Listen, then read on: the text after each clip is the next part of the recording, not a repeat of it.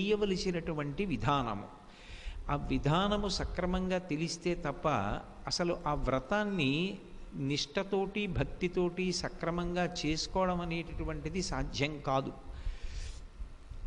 సత్యనారాయణ స్వామి వారి వ్రత కథలో ఒక ప్రత్యేకమైనటువంటి విశేషం ఉంది. అది 5 అధ్యాయాలుగా విభాగం చేయబడి ఉంటుంది. అందులో మొట్టమొదటి అధ్యాయం దగ్గరికి వచ్చేటప్పటికీ అసలు ఆ వ్రతాన్ని ఎలా చెయ్యాలి అనేటటువంటి విధి విధానాల గురించి పేర్కొనడం జరిగింది. అది చెప్పిన వారెవరు అంటే సాక్షాత్తు శ్రీమన్నారాయణుడే దాన్ని ఉపదేశం చేశాడు.